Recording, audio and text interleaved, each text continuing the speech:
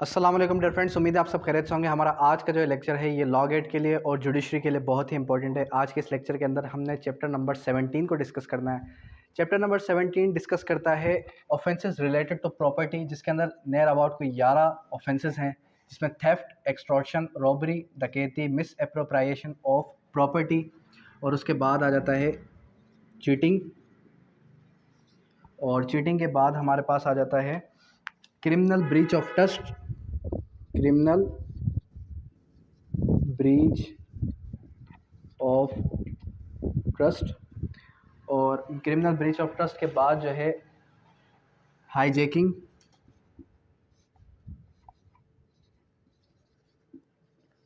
Hijacking के बाद receiving stolen property, और रिसीविंग स्टोलन प्रॉपर्टी के बाद है मिसचीफ,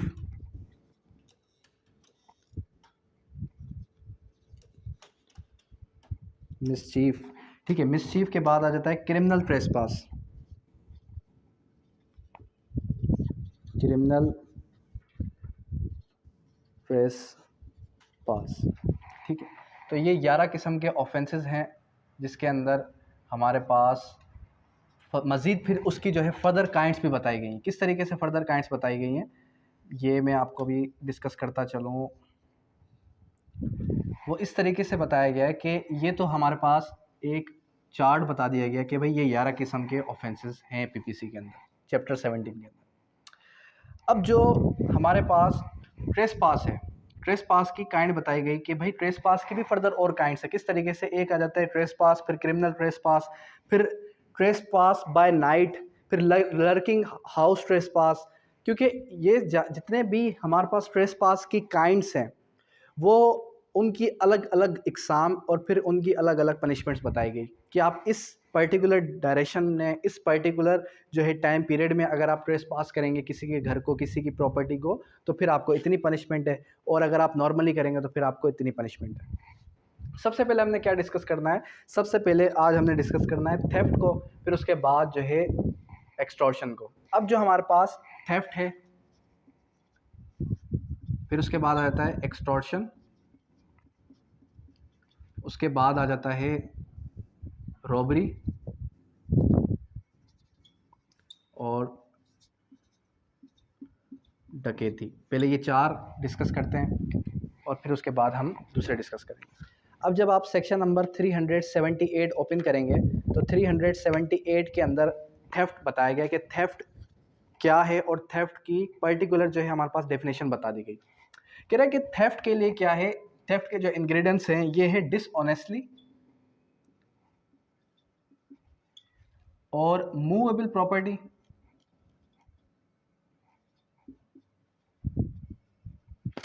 ठीक है, डिसऑनेस्टली हो, मूवेबल प्रॉपर्टी हो, विदाउट कंसेंट, और विदाउट कंसेंट अगर कोई होगी तो उसको हम क्या कहेंगे, मूव्स प्रॉपर्टी इन ऑर्डर, उसको हम कहेंगे थेफ्ट। एक्सटॉर्शन क्या है, एक्सटॉर्शन के अंदर, एक्सटॉर्शन को दोबारा डिस्कस करते हैं, थेफ्ट को अच्छे से समझ लें आप।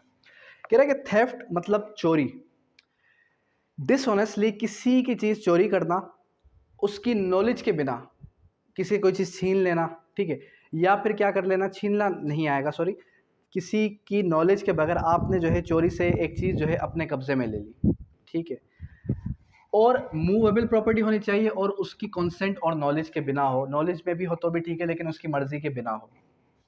एक्सटॉर्शन क्या है, एक्सटॉर्शन के अंदर अब यहाँ पर थोड़ा बहुत जो है खौफ आ गया। किस चीज़ का खौफ आया, कह रहा है कि जो हमारे पास एक्सटॉर्शन है, एक्सटॉर्शन को इसने फर्दर एलोबरेट किया कि whoever intentionally puts a person in fair of injury, ठीक है, dishonestly person puts into fair delivers such property valuable security of thing steals may be converted into valuable security। extortion के अंदर भी dishonestly है लेकिन put into fair है, put into fair of injury, ठीक है, ये वर्ड याद रखना है आपने, और विदाउट कंसेंट, विदाउट कॉन्सेंट आ गया। अब रॉबरी क्या है? रॉबरी के अंदर इसने कुछ हमें इस तरीके से बताया कि रॉबरी खुद से कुछ नहीं है, रॉबरी थेफ्ट और एक्सटॉर्शन मिलकर ही क्या बनती है? रॉबरी बनती है। अब रॉबरी के अंदर ये है कि फेयर ऑफ डेथ आ गया, फेयर ऑफ डेथ आ गया, या फिर जो है हर्ट आ, ग्रीवियस हर्ट आ गया। जब किसी भी एक्सटॉर्शन, किसी भी थेफ्ट के अंदर, किसी भी थेफ्ट या किसी भी एक्सटॉर्शन के अंदर जब डेथ का खतरा आ जाए और ग्रीवियस हर्ट का खतरा आ जाए तो फिर वो कन्वर्ट हो जाएगी रॉबरी में। अब डकैती क्या है? कह रहा है कि डकैती भी खुद से कुछ नहीं है, रॉबरी ही बल्कि क्या है? रॉबरी ही डकैती है। अब वो डकैती को इस तरीके से एलोबरेट करता है कि एवरी रॉबरी इज डकैती when it is committed by 5 और मोर पर्सन, कि जब 5 या 5 से ज़्यादा लोग रॉबरी करें तो वो क्या हो जाएगी? वो जो है आपकी डकैती कहलाएगी। ठीक है, यहाँ तक कॉन्सेप्ट हुआ आपका क्लियर कि इसकी पर्टिकुलर डेफिनेशंस क्या कहती है हमें। उसके बाद जब हम गए थेफ्ट की तरफ, तो थेफ्ट के अंदर हमें कुछ जो है इलस्ट्रेशंस बताई गई। अब इलस्ट्रेशंस को पढ़ना बहुत ही नेसेसरी है लॉ गेट वालों के लिए, वो इस वजह से क्योंकि आपको पता है कि इलस्ट्रेशन से भी सवाल बनते हैं। अब वो किस तरीके से बनेंगे? मिसाल के तौर पे यहाँ पे कुछ तकरीबन कोई 12 से 15 इलस्ट्रेशंस दी गई हैं, जिसके अंदर एक इलस्ट्रेशन ने हमें ये कहा कि ए जो है वो क्या करता है? पर्टिकुलर एक रिंग देखता है बी के हाउस के अंदर। किसके अंदर? बी के हाउस के अंदर, और वो वहाँ से वो चीज़ उठाता है। अब आप बताएं इसने कौन सा ऑफेंस किया? ठीक है, इसने कौन सा ऑफेंस किया? अब मिसाल के तौर पे अगर देखा जाए तो हमारे पास जो ए है ये बी के घर पे गया, और बी के घर पे जाने के बाद बी के घर के अंदर ये एक जो है रिंग देखता है और वो रिंग उठा लेता है। अब ये प्रिजम्पशन है कि बी के घर के अंदर मौजूद ए टू जेड सारी चीज़ें किसकी हैं? बी की हैं। दैट मीन्स कि उसने क्या किया? उसने जो है थेफ्ट कमिट की। ठीक है, फिर उसके बाद हमसे ये पूछा गया कि क्या एक शख्स अपनी ही चीज़ की चोरी कर सकता है या नहीं कर सकता? इसको भी मैं मज़ीद एलोबरेट करता हूँ कि देखें, ये मेरे पास एक मोबाइल है। क्या है? मेरे पास एक मोबाइल है। मैं यहाँ पर मिस्टर समीर को दे जाता हूँ कि आप इसको अपने पास रखें, और मैं क्या करता हूँ, मैं जो है 1 घंटे बाद आके आपसे वापस लूँगा। ठीक है, अब होता कुछ इस तरीके से कि मैं जब वापस आया मैंने देखा कि मेरी जो प्रॉपर्टी है, मेरा जो मोबाइल फ़ोन है वो अनअटेंडेड पड़ा हुआ है। अनअटेंडेड उसको देखा और मैंने उठा के अपनी पॉकेट के अंदर रख लिया। जैसे ही मिस्टर समीर यहाँ पर आए, मैंने उनसे कहा कि मेरा मोबाइल किधर है? उन्होंने कहा ओह वो तो यहाँ पर था, और जो है उसने हल्ला गुल्ला मचा, उसने कहा कि वो चीज़ तो चोरी हो गई। अब वो क्या करता है? वो जाके पर्चा करवा देता है थेफ्ट का एक नामालूम अफराद के ख़िलाफ़।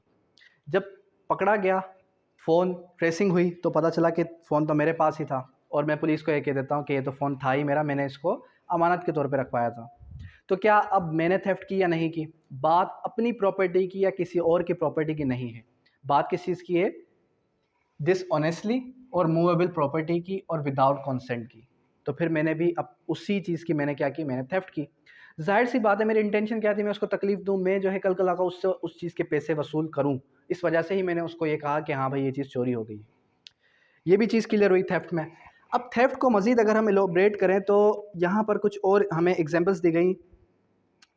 ए puts a bit of dog, इसको छोड़ दें, और इसके अंदर ये कुछ ये कह रहा है, ए पुट्स अ डॉग और his pocket and thus induces जेड्स डॉग टू फॉलो इट। कह रहा है कि ए क्या करता है? वो कुछ जो है बेट रखता है डॉग्स के, यानी कि जो डॉग्स की खाने की चीज़ें होती हैं वो जो है किसके अंदर रखता है? वो जो है पॉकेट में रखता है, और इंड्यूस करता है किसको? उकसाता है जेड के डॉग को कि वो उसको फॉलो करे। ठीक है भाई, उसको उसने फॉलो किया। Here if as intention B dishonestly to take the dogs out of Jades possession without Jades consent has committed theft as soon as Jades dog has begin to follow ए। कह रहे कि ए ने क्या किया?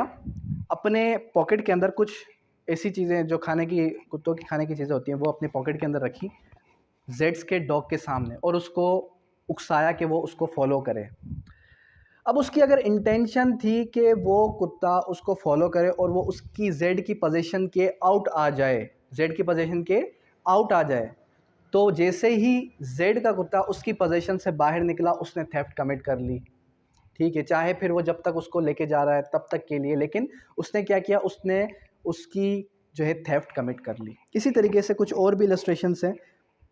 ये आपने one by one A B C D और जो है पी से आगे भी मेरे ख्याल से जाती नहीं, पी तक है। अब ये पी तक जो है आपने 1 से 2 बार गो थ्रू लाजमी कर दी है। सारी की सारी इलस्ट्रेशंस, कुछ प्रिजम्पशन मैंने आपको बताई, 2 से 3 मैंने आपको एग्जांपल दे दी हैं। जब आपको कॉन्सेप्ट क्लियर होगा, जब आप इसके इलस्ट्रेशन पढ़ेंगे तो आपको A to Z क्लियर हो जाएगा थेफ्ट क्या है। पीपीसी के अंदर सबसे ज़्यादा इलस्ट्रेशन थेफ्ट की ही है। उसके बाद क्या है, पनिशमेंट ऑफ थेफ्ट। थेफ्ट की पनिशमेंट कितनी है, max 10 to 3 years with fine और बोथ। और थेफ्ट की पनिशमेंट कितनी है, 3 साल और फिर जो है उसके साथ फाइन या फिर दोनों भी हो सकता है। उसके बाद आ जाएं किसकी तरफ, थेफ्ट ऑफ ड्वेलिंग हाउस के थेफ्ट की भी फर्दर काइंड बताई गई। अब देखें ये 11 काइंड ऑफ ऑफेंसेस हैं, इसकी अदर भी काइंड्स हैं। अगर थेफ्ट किसी के घर के अंदर है, whoever commits theft if any dwelling house vessel building uses human dwelling custody of property shall be punished with imprisonment. किसी घर के अंदर का चोरी की जाए तो फिर 7 साल तक की सज़ा है। और अगर कोई क्लार्क और servant property possession of master करे तो फिर उसकी सज़ा कितनी है, उसकी सज़ा भी 7 साल है। अच्छा, यहाँ पर एक बात याद रखें कि लॉ और शरीया हमें ये कहती है कि अगर बीवी अपने हस्बैंड की चोरी करे तो वो थेफ्ट नहीं है। उसके बाद theft of a car, motor vehicle. और अगर कोई व्हीकल, मोटर व्हीकल की जो है थेफ्ट करता है, मोटरसाइकिल की जैसे होती है ना थेफ्ट, अभी आपने देखा होगा कि एनसी कार्ड देते थे पहले, तो जैसे ही इसके ऑफेंसेस की इंक्रीजिंग हुई कराची के अंदर तो फिर इसको जो है अमेंड कर दिया गया। और अमेंडमेंट के बाद जो है हमारे पास ये ऑफेंस आया और इसकी जो पनिशमेंट है वो कितनी है, वो पनिशमेंट आ जाती है 7 years। Theft after preparation made causes death, hurt or restrain in order committed the theft.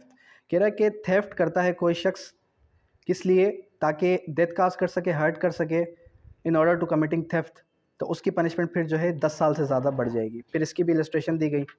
और एक्सटॉर्शन पे आ जाए। एक्सटॉर्शन मैंने आपको समझाया कि whoever intentionally puts any person in fair, अगर कोई किसी को खौफ व हिरास में रखे उसको इंजरी पहुंचाने के लिए, इंजरी माइनर है, ठीक है, हर्ट, ग्रीवियस हर्ट नहीं है और डेथ नहीं है, माइनर इंजरी पहुंचाने के लिए, तो उसने अगर कोई ऑफेंस किया तो उसने क्या किया, उसने जो है थेफ्ट नहीं किया बल्कि एक्सटॉर्शन किया। एक्सटॉर्शन के देखिए यहाँ पर क्या था, यहाँ पर जो है इंजरी का खौफ नहीं था, यहाँ पर इंजरी का खौफ आ गया, तो फिर ये क्या कहलाएगा, इसको हम एक्सटॉर्शन कहेंगे। एक्सटॉर्शन की पनिशमेंट कितनी है, वो है 3 साल विद फाइन और both.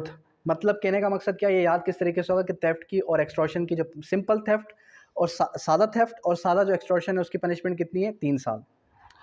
Putting person in fair of injury committed extortion, तो फिर उसकी क्या आ जाएगी, एक्सटेंड टू 2 years। और extortion putting person with fair of death और ग्रीवियस हर्ट आ जाएगा, तो फिर उसकी जो है 10 साल से ज़्यादा, extend to 10 years।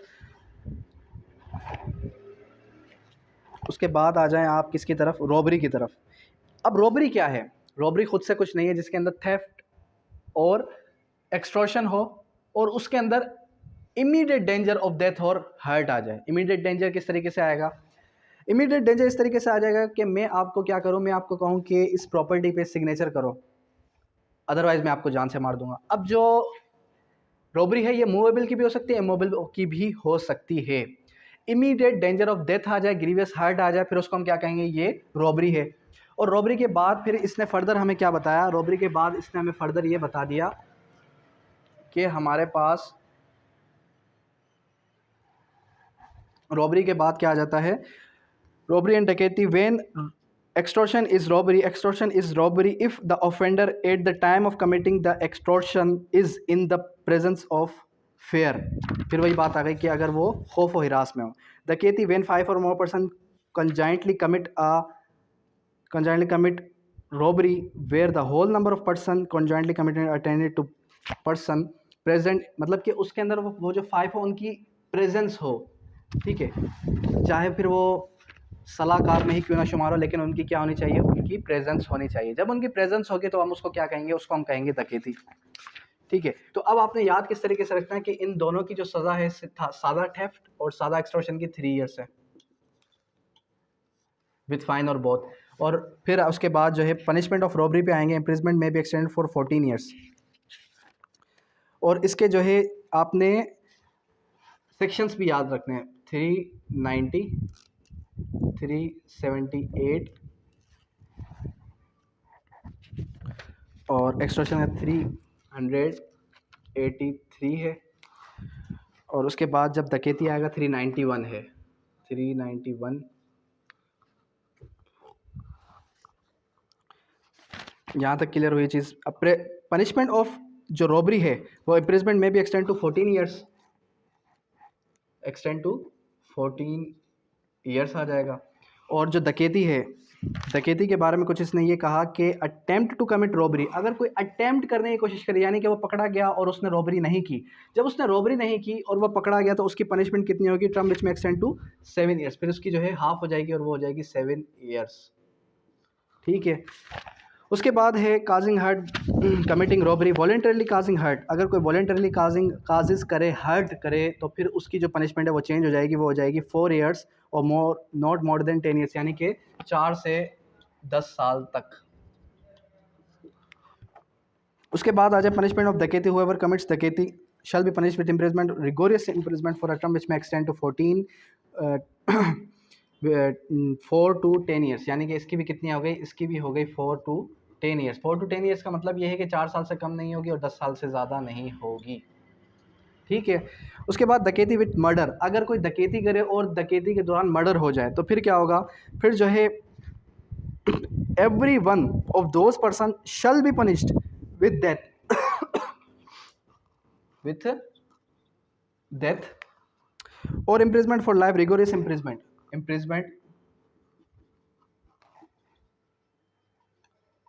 For life आ गया और वो भी रिगोरियस। उसके बाद not less than for a term, rigorous for a term shall not be less than 4 years more than 10 years, फिर यही बात आ गई कि अगर होगी कम से कम होगी तो 4 साल, 4 साल से फिर 10 साल, अदरवाइज ये दोनों भी पनिशमेंट उसको मिल सकती हैं। और robbery with the intention of hurt, अगर ग्रीवियस हर्ट पहुंचाने के लिए है तो फिर क्या होगा, फिर जो अगर कोई शख्स डेडली वेपन के साथ पाया गया तो फिर उसकी जो है 7 साल से कम सज़ा नहीं होगी। अब ये देखें, ये हम बेरेक्ट से पढ़ रहे हैं, अगर हम किसी गाइड से पढ़ते, अगर हम किसी जो है स्मार्ट नोट से पढ़ते या किसी से भी नोट से, किसी के नोट से भी पढ़ते, वहाँ पर आपको मिस्टेक्स देखने को मिलती कि पनिशमेंट्स में मिस्टेक्स मौजूद हैं। उसके बाद आ जाएं punishment belonging to gang of dacoit, अगर कोई गैंग ऑफ डकैत के साथ बिलोंग करता है उसकी पनिशमेंट कितनी है, उसकी punishment for life, rigorous imprisonment not which में एक्सटेंड टू 10 ईयर्स, जो कि 10 साल है, और जो है हमारे पास इम्प्रिजमेंट फॉर लाइफ है। उसके बाद आ जाता है punishment belonging to gang of thieves, फिर कमिटिंग डकैती, ये सारे के सारे ऑफेंसेस आ जाते हैं हमारे पास इन 4 से रिलेटेड। और उसके बाद आ जाता है हमारे पास हाईजैकिंग।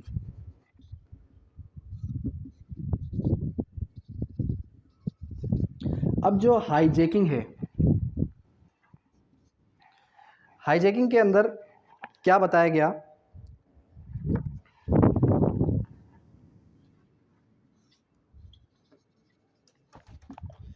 अब जो हाईजैकिंग है इसकी अगर पर्टिकुलर डेफिनेशन को देखा जाए तो इसकी जो डेफिनेशन है वो हमें कुछ यूँ कहती है कि whoever unlawfully by the use of show of force by threat of any kind seize and control of aircraft is said to commit hijacking. Hijacking हम इसे कहते हैं कि अगर कोई भी शख्स क्या करे, कंट्रोल ऑफ फोर्स करे और सीज करे, सीज कर दे किसी भी एयरक्राफ्ट को, जहाज़ को, तो उसको हम क्या कहेंगे, उसने उसको हाईजैक कर दिया। लोगों के साथ आप देखते हैं कि ऐसा होता है कि वो जो है जहाज़ पे जा रहे होते हैं, उसको हाईजैक कर लिया जाता है, चाहे फिर वो जहाज़ हो, चाहे फिर वो जो है किसी पर्टिकुलर जो है ट्रेन हो या फिर बस हो, उसको भी हम हाईजैकिंग के ज़ुमरे में ला सकते हैं। पनिशमेंट ऑफ हाईजैकिंग कितने, ओवर कमिट्स कंस्पायर्स, उकसाना, किसी को अबेट करना, ठीक है, hijacking punishment with death, imprisonment of life shall not be less then forfeiture of property of fine. अब कह रहा है कि जो हाईजैकिंग है, अगर कोई भी शख्स उसको उकसाए या फिर उसकी अटेम्प्ट करे तो भी उसकी सज़ा मौजूद है, कि उसकी अगर कोशिश की जाए, उसका सलाहकार बने, उसकी जो है प्रिपरेशन करे और फिर बाद में वो उधर मौजूद ना हो तो उसकी जो उसको भी सज़ा मिलेगी। और वो सज़ा कितनी होगी, वो सज़ा होगी इम्प्रिजमेंट ऑफ लाइफ, ठीक है, और फिर जो है उसको फॉरफीट भी किया जाएगा प्रॉपर्टी। उसके बाद आ जाता है punishment of harbouring hijacking, 402C के अंदर मौजूद है। अब ये पनिशमेंट ऑफ हार्बरिंग हाईजैकिंग क्या, whoever knowing harbour of any person whom he knows has reason to believe, has reason to be a person who is about to commit and has abetted the offender hijacking, knowing permits meet or assembly in such person imprisonment for life and shall also be liable to fine। तो इसकी भी punishment कितनी है, इसकी punishment भी हो गई आपकी imprisonment for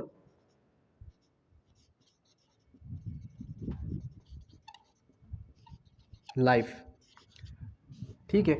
उसके बाद आ जाएं उसके बाद dishonest misappropriation of property. Dishonest misappropriation of property क्या है? ये भी बहुत सिंपल है।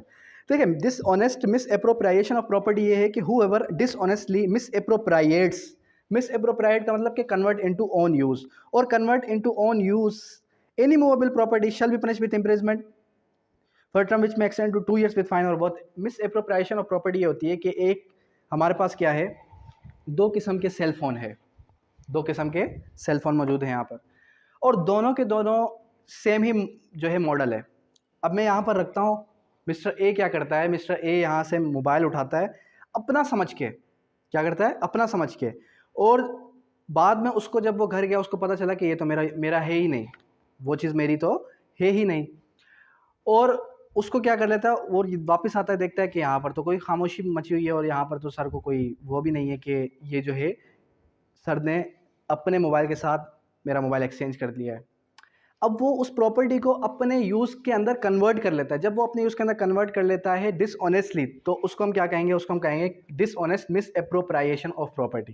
देखिए यहाँ पर क्या है, dishonest misappropriation of property. अगर simple misappropriation of property होता तो उसके अंदर डिसऑनेस्टली थी ही नहीं, इंटेंशन भी तो होना ज़रूरी है। उसके बाद उसकी इलस्ट्रेशंस आ जाती हैं, इलस्ट्रेशंस को पढ़ लीजिएगा। फर्दर है हमारे पास criminal breach of trust. Criminal breach of trust क्या है, whoever criminal breach of trust. अब क्रिमिनल ब्रीच ऑफ ट्रस्ट क्या है? क्रिमिनल ब्रीच ऑफ ट्रस्ट के अंदर हमें कुछ इस तरीके से बताया जाता है कि whoever being any manner interested with property, मैं आपको इंटरेस्ट करता हूँ कोई भी अपनी property, with any domination over property, के आप इस प्रॉपर्टी को होल्ड करें, पजेस करें, dishonestly misappropriates of convert into own use, dishonestly uses or disposes that property in violation of direction of law। ठीक है, उसके बाद जो है लीगल कॉन्ट्रैक्ट एक्सप्रेस और implied made commit criminal breach of trust. Criminal breach of trust क्या जो section है वो 405 है। इसके अंदर सिंपली हमें इतना बताया गया है कि अगर कोई भी शख्स क्या करता है कि मैं जो है मिस्टर ए है, ए बी को क्या करता है, कोई भी प्रॉपर्टी इंटरेस्ट करता है कि ये आप अपने पास रखें और मैं इतने टाइम के बाद आपसे ले लूँगा। जैसे ही टाइम पीरियड पूरा होता है वो क्या करता है, वो कॉन्ट्रैक्ट के मद्देनज़र रखते हुए वो जो है बाद में कहता है कि मुकर जाता है, वो कहता है ये जो चीज़ मेरी है, उसको अपने यूज़ के अंदर कन्वर्ट कर लेता है। जब उसने उस प्रॉपर्टी को अपने यूज़ के अंदर कन्वर्ट किया और उसको अपने इस्तेमाल में ले आया और उसको उसकी जो है इंटेंशन डिसऑनेस्ट थी, तो उसको हम कहेंगे क्रिमिनल ब्रीच ऑफ ट्रस्ट। उसने अमानत में ख़यानत की। पनिशमेंट क्या है इसकी, 7 years विद फाइन और बोथ। एक्सटेंड का मतलब ये होता है कि बढ़ सकती, यानी कि वहाँ तक 7 साल तक की सज़ा है। Criminal breach of trust by carrier मतलब कि अच्छा इसको छोड़ दें, ये इतना इंपॉर्टेंट नहीं है।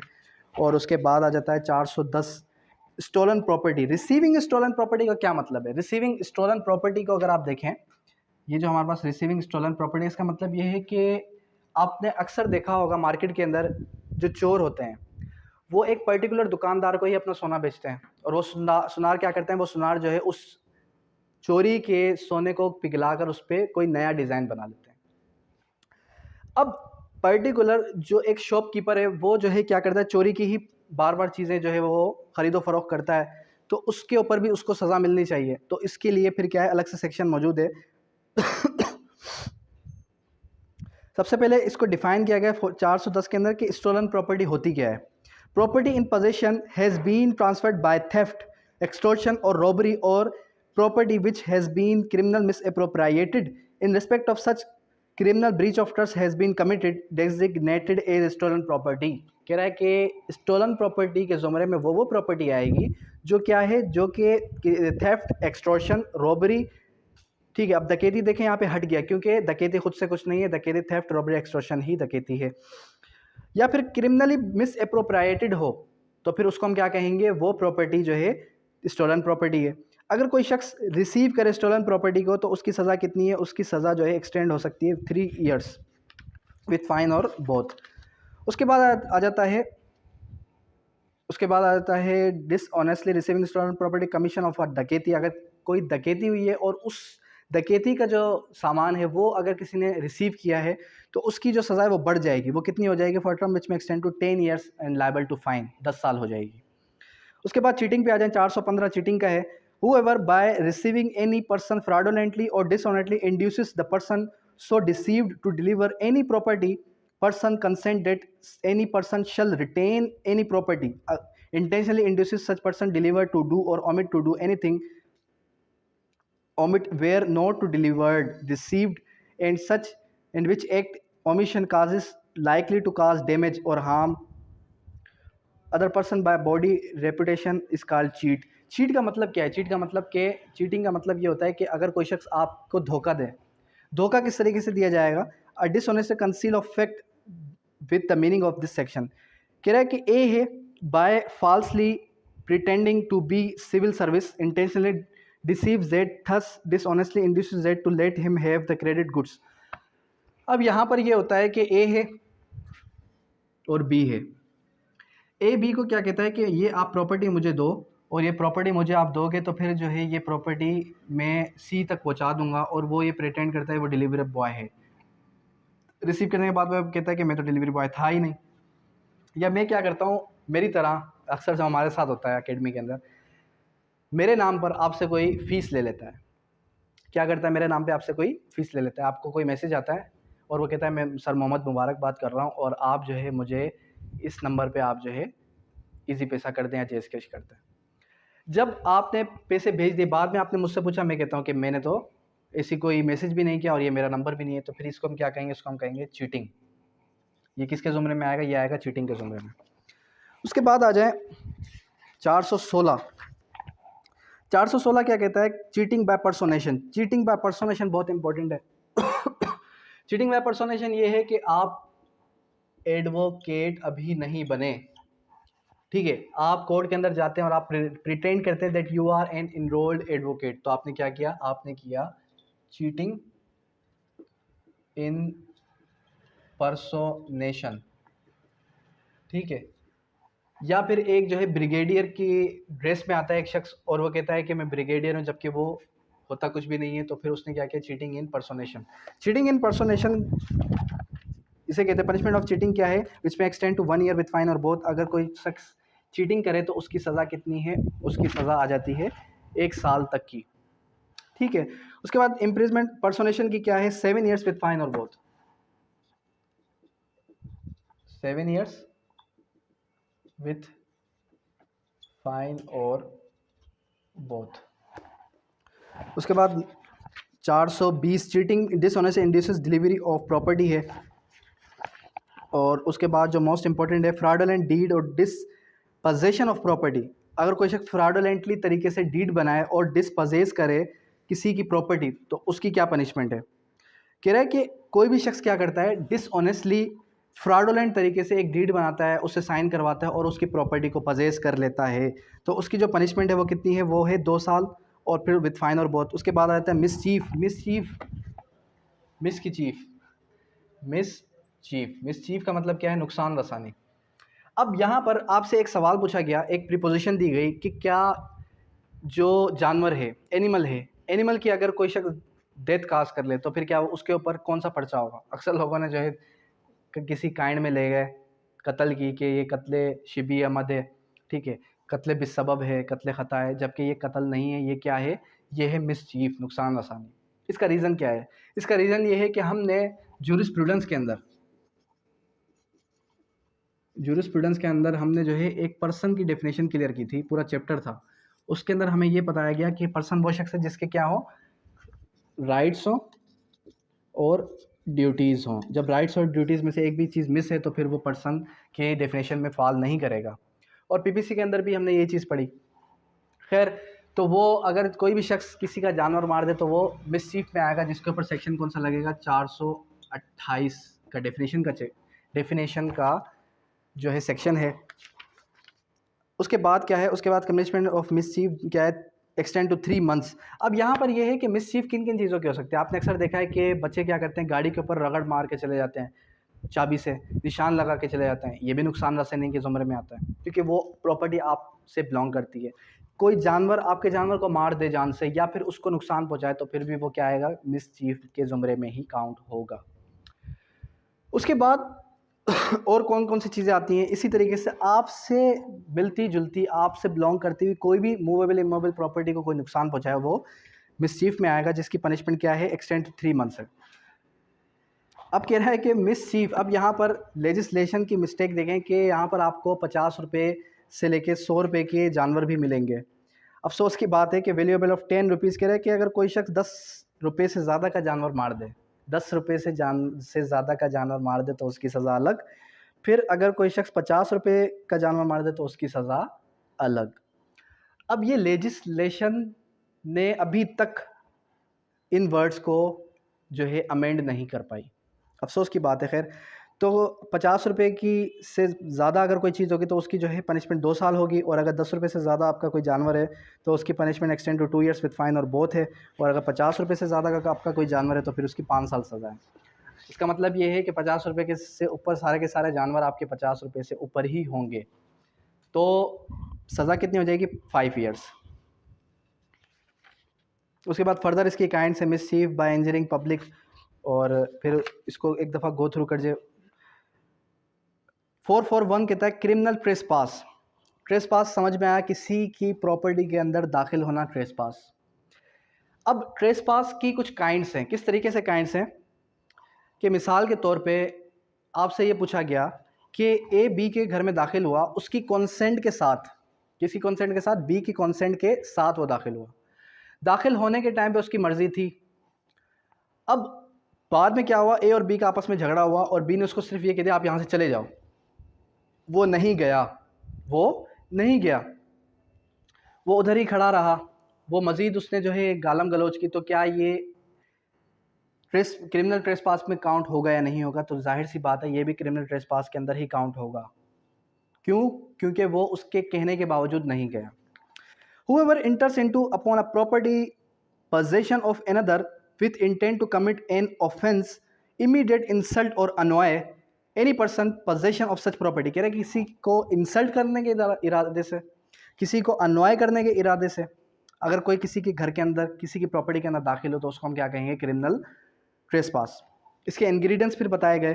फिर हाउस ट्रेसपास क्या है, whoever commits criminal trespass by entering into remaining आ गया। रिमेनिंग का वर्ड क्यों यूज़ हुआ? क्योंकि वो पहले इंटर होता है उसकी कॉन्सेंट के साथ, बाद में उसकी कॉन्सेंट चेंज हो जाती है और वो ये कहता है कि आप मज़ीद मेरे घर में ना रुकें, आप यहाँ से चले जाएं, और वो फिर भी नहीं जाता। जब वो दोबारा नहीं गया तो फिर हम इसको क्या कहेंगे, इसको हम कहेंगे कि उसने जो है ट्रेस पास की। अगर वो घर के अंदर है तो वो हाउस ट्रेस पास कहलाएगी, अगर वो जर्नली किसी प्रॉपर्टी के अंदर है तो वो जो है सिंपल क्रिमिनल ट्रेस पास कहलाएगी।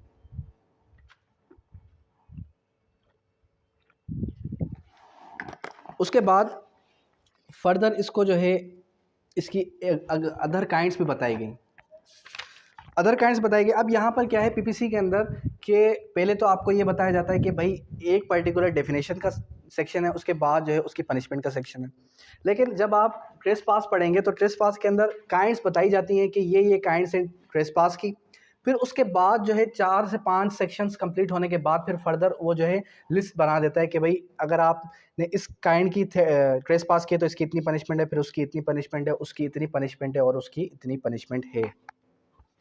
खैर, अब यहाँ पर हमारे पास लर्किंग हाउस ट्रेस पास आया। तो whoever commits house trespass having taken precautions to conceal such trespass, some persons who has a right to include or eject trespass from the building vessel, तो उसको हम क्या कहेंगे, उसको हम लर्किंग हाउस ट्रेसपास कहेंगे। कहने का मकसद ये है कि अगर कोई शख्स प्रिकॉशंस के साथ कंसील करे, क्या कंसील करता है, किसी ऐसे शख्स के साथ मिल जाता है जो कि जिसकी एक्सेस है उसके घर के अंदर और वो उसको मुदाखलत दे देता है, उसको हम लर्किंग हाउस ट्रेसपास कहेंगे।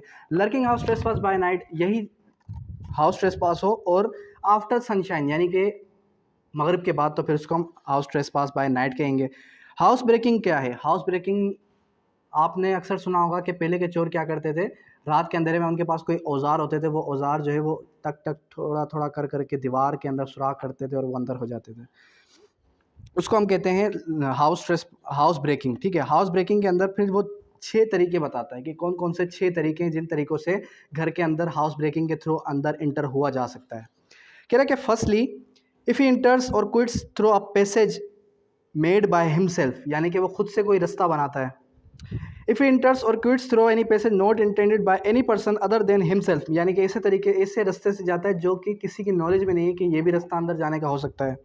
If he enters or quit through any passage which he or any abettor of house trespass has opened, कोई ऐसा रास्ता जो कि उसने या फिर उसके साथ उसका कोई सलाहकार है उसने जो है उसको खोल के दिया कि आप यहाँ से इंटर हो जाएं, तो उसको भी क्या कहा जाएगा, ये भी एक तरीका हाउस ब्रेकिंग का है। फिर फर्दर और भी बताई गई कि if enters quit opening lock or in order to the committing if house trespass or order to quitting house trespass, कह रहा है कि दरवाज़ा बंद है अंदर से और उसने चाबी का इस्तेमाल किया और वो अंदर इंटर हो गया, ठीक है, अंदर इंटर हुआ और फिर उसने कार्रवाई की, यानी कि उसने क्या किया, उसने चोरी की और चोरी करके बाहर निकल गया, तो फिर उसको भी हम हाउस ब्रेकिंग के ज़ुमरे में ही लेकर आएंगे। हाउस ब्रेकिंग बाय नाइट, जाहिर सी बात है जब मगरिब के बाद अगर ये हाउस ब्रेकिंग हो तो फिर उसको हम नाइट में ले आएंगे। अब आ जाएगा 447 से ऑनवर्ड, जब आप 447 से ऑनवर्ड जाएंगे तो फिर इसकी पनिशमेंट शुरू हो जाएंगी। क्रिमिनल ट्रेसपास की पनिशमेंट कितनी, extend to 3 months and fine which में एक्सटेंड टू 1500 रुपीज़। फिर पनिशमेंट ऑफ हाउस ट्रेसपास कितनी है, 1 year विथ फाइन विच में एक्सटेंड टू 3000 रुपीज़, 3000 रुपये, ठीक है। House trespass in order to committing punishment with death, अगर कोई हाउस ट्रेसपास करे इस नियत से कि जो वो जुर्म करने जा रहा है वो जो है पनिशेबल विद डेथ है, तो उसको जो है सज़ा कितनी होगी, imprisonment for life, rigorous imprisonment, और जो है 10 साल उसकी सज़ा है, यानी कि कम से कम 10 साल है और लाइफ इम्प्रिजमेंट भी हो सकती है। और अगर वो कोई किसी ऐसे इरादे के साथ घर के अंदर दाखिल होता है कि जिसकी सज़ा इम्प्रिजमेंट फॉर लाइफ है, तो फिर उसकी सज़ा कितनी है, नॉट एक्सटेंडेड टू 10 year, 10 साल से ज़्यादा नहीं हो सकती। फिर उसके बाद बताया गया house trespass in order to commit offence punishable with imprisonment, अगर कोई इस नियत के साथ घर के अंदर दाखिल हो कि वो जो है कमिट करे ऑफेंस जो कि पनिशेबल विथ इम्प्रिजमेंट हो, तो उसकी सज़ा कितनी है, 7 साल। अगर कोई रॉन्गफुल रिस्ट्रेंट के इरादे से किसी को असॉल्ट करने के इरादे से हाउस ट्रेसपास करे तो उसकी सज़ा कितनी हो जाएगी, 7 साल। और लर्किंग हाउस ट्रेसपास की कितनी है, लर्किंग हाउस ट्रेसपास की है 2 साल। ये इस तरीके से आपने चार्ट बना लेना है घर के अंदर किसी पेज के अंदर, ठीक है, स्टिकी नोट्स ले लें, उसके अंदर बना लें कि भाई इसकी इतनी सज़ा है, इसकी इतनी सज़ा है, इस ऑफेंस की इतनी सज़ा है, इस ऑफेंस की इतनी सज़ा है। तो करते करते जब आप इन ऑफेंसेस की सज़ाएँ बार बार रिपीट करते रहेंगे, रिपीटेशन करते रहेंगे, तो आपको ये चीज़ें याद होती रहेंगी।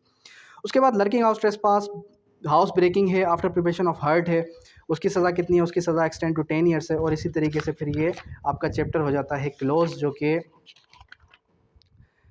461 पे जाके क्लोज होता है, 462 पे जाके क्लोज होता है, ऑफेंस विद कमिटेड पर्सन। खैर अभी आपने आपका जो टास्क है वो करना क्या है, आपने देखें 11 किस्म के हमने ऑफेंसेस पढ़े, ठीक है। फिर उनके अंदर फर्दर काइंड्स बताई गई कि इनके भी सब काइंड्स हैं जो कि फर्दर एलोबरेट हुई। फिर उसके बाद उनकी सज़ाएं बताई गई कि भाई इस तरीके के ज़ुमरे में अगर आपने ये ऑफेंस किया, अगर आपने जो है रॉबरी की या थेफ्ट की इस बंदे ने, तो इसको इतनी सज़ा मिलेगी, सादा थेफ्ट है तो इसको इतनी सज़ा मिलेगी। फिर जब हम गए किस पे, ट्रेसपास पे, तो ट्रेसपास की भी फिर फर्दर काइंड्स आ गई। लर्किंग हाउस ट्रेसपास आई, lurking house trespass by night आई, और फिर उसके बाद हाउस ब्रेकिंग आई, और फिर दूसरी भी आ गई। अब इसको याद कैसे रखा जाए, पीपीसी के डेफिनेशंस तो याद हो जाती हैं, पीपीसी के कॉन्सेप्ट्स तो याद हो जाते हैं, लेकिन पनिशमेंट्स याद नहीं होती। अब पनिशमेंट्स को याद रखने के लिए आखिर ऐसा क्या करें कि हमारा ज़हनी मुआवजा इतना तेज़ हो जाए कि हम जो है एक एक चीज़ याद रख लें। सबसे पहली चीज़ कि सोशल मीडिया के अंदर जितनी भी वाया चीज़ें उनको देखना छोड़ दें, ठीक है, उससे ज़हनी मुआवजा आपका कमज़ोर होता है। दूसरी चीज़ ये कि आपने रिपीटेशन करनी है। रिपीटेशन किस तरीके से होगी, रिपीटेशन इस तरीके से होगी कि आपने एक चैप्टर को डिवाइड कर लेना है कि मैंने ये लेक्चर जो है वो 2 दिन के अंदर सुनना है। पहले क्या करना है, पहले आपने बैरक को पढ़ा, इतने सारे ऑफेंसेस को पढ़ा, पूरे के पूरे चैप्टर को ही आप मुका गए, पूरे के पूरे चैप्टर को पढ़ लिया अच्छे तरीके से, और अच्छे तरीके से पढ़ने के बाद फिर आप जो है आगे लेक्चर की तरफ, लेक्चर को आपने अच्छे से सुन लिया। जब लेक्चर को आपने सुन लिया, जाहिर सी बात है वो 3 से 4 दिन बाद आपको भूल जाएगा, और अभी तो टाइम पड़ा है, अगर आप कहते हैं कि अभी टाइम है लॉ गेट के अंदर, तो क्या किया जाए, तो इसका ये हल है कि पहले पीपीसी का वो चैप्टर क्लियर करें जो इजी है। जब आपने इजी चैप्टर को क्लियर कर लिया, हार्ड को छोड़ दिया। अब जब हार्ड का टाइम आया, उसको क्या किया, उसको सबसे पहले तो देखकर आपने वर्ड बाय वर्ड बैरक को उतार लेना अपने कॉपी के अंदर, क्योंकि जब हम लिख रहे होते हैं ना, तो हमारा दिमाग थोड़ा बहुत चलना, काम करना स्टार्ट कर लेता है, ठीक है। जब आप लिख रहे हैं, आपकी राइटिंग भी जो है अच्छी हो रही है, बेटर हो रही है। अब जब आप लिख रहे हैं तो लिखने के वक्त भी आपके कुछ वर्ड्स आपके माइंड के अंदर आएंगे। फिर क्या करना है, फिर कोशिश करनी है उसको मेमोराइज़ करके बिना देखे लिखें। लेकिन मेमोराइज़ नहीं हो रहा तो क्या करें, तो उसको 2 से 3 बार गो थ्रू करें, 2 से 3 बार अच्छे से पढ़ें।